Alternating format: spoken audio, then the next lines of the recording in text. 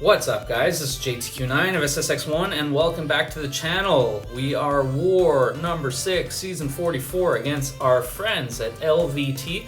Shout out to Lizer, Carl, I think Dreamin's over there, and who else can I think of? And Oakley, of course, Oakley as well. So I mean among others, but yeah, so this one here got exciting war for you today. Obviously you always want to beat up on your friends, you never want to lose to them, but at the same time, well, we'll see what happens. So this one here, I've got Nick Fury, Toad. I don't use Toad very often in war, but I have been using him a lot in Battlegrounds against this matchup. My goal is always to try to build to 8 poisons as much as possible as he's about to trigger, and that kind of helps with the randomized halt on let's say, if he regens a lot on his second life. So depending on RNG, this time I had 5 up and it worked out in my favor where he went down really quickly. So really happy with the way that fight went. I was a little bit nervous because you never know, Nick Fury can be a pain in the you know what when that happens, but hey, what can you do? Anyways, this next fight here, I get to use Toad again, heading into this Mantis. So the strategy here for this particular fight was to have her throw her SP1 to get the encroaching sleep kind of icon up, and then for me to then throw my SP1 to kind of neutralize her to remove it. So that was basically the whole strategy behind this, was to just ensure that I always kind of had a special ready to go, so nothing could sneak up and then, you know, get that and basically be stunned for a certain period of time. So every time she threw a special, I was just kind of spamming my SP1, and then because of that, it just kind of made it a very easy fight, just very straightforward. She's like, Toad is kind of basically the perfect counter for her in this situation.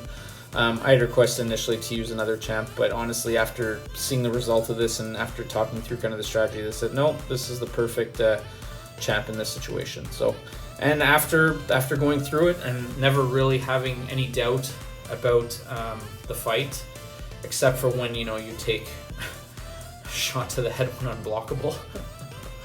Oh man, and you take damage there. But anyway, for the most part, it worked out and it went down. So for this next fight, initially someone else was scheduled to take it, but I ended up, they asked me, well, do you have a ranked up Miguel? And I was like, well, no, do we need a ranked up Miguel? And they're like, yeah. So I was like, all right, I guess I'll rank up my Miguel. So he was R3. I did move him up to R4 for this particular fight. And the strategy behind this one was basically 5 hit combos. Don't get any withers on. Don't do kind of a standard thing, because he'll just shrug him and gain power and you don't do anything. So just spam the SP1, and then when he gets over his 80 energy, heavy counter when you can, to be able to reset his energy to get back down to 0. So, and then that way it should, I mean, except if you let him do kind of a heavy where he gets unstoppable, it should be a very straightforward fight. So in a lot of the situations, it was very straightforward. It was just SP1, 5 hit combo, SP1, 5 hit combo. And then at this point, so he's got 98 to 100 kind of Eldritch energy. So at this point, I just heavy counter, drops it back down to 0. And then now I can go back to my 5 hit combo and do that. So I didn't want to push him to the SP2 just because it can be a little bit more complicated to dex. And I'm very comfortable just kind of keeping him at this point. So as you can see, you know, a minute and a half into the fight, I'm still at 100% health. Well, let's say 99% health. And not really at risk of losing control of it at this point. So again, I am keeping an eye on his Eldritch energy to make sure that once it gets up to 80, like right now, that when I do when I do evade this next one, I heavy counter to drop it back down to 0, and then, you know, just make sure he doesn't constantly heavy me to gain power that way and stuff. So anyway, fight was very much in control. Wasn't sure how that one was going to go. I was a little nervous at first, but managed to get it down without issue. So, and now again, we go back to our famous bishop fight, which I've taken a bunch of times.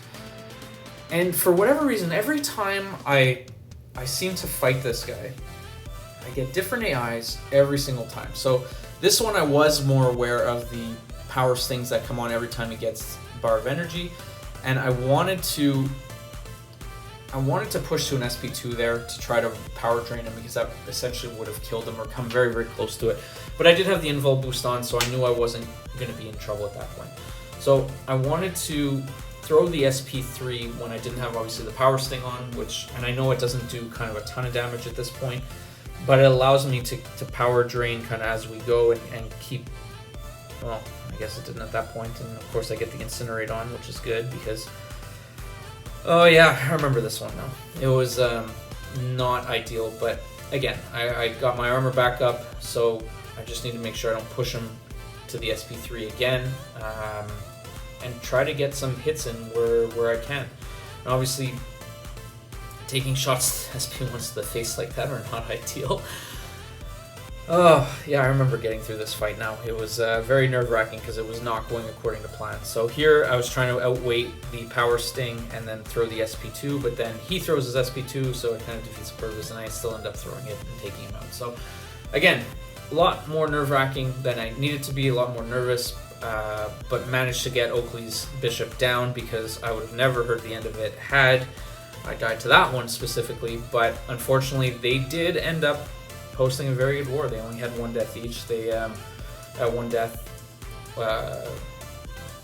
less than us. So 4-3. I mean, we're not disappointed with that performance. We still only died 4 times as a group, which is not terrible. But again, the last 3 wars have been tough. We've been getting 4 deaths and losing. So anyway, what can you do? That's 3 wins, 3 losses. That's now 24 fights, 0 deaths on the season.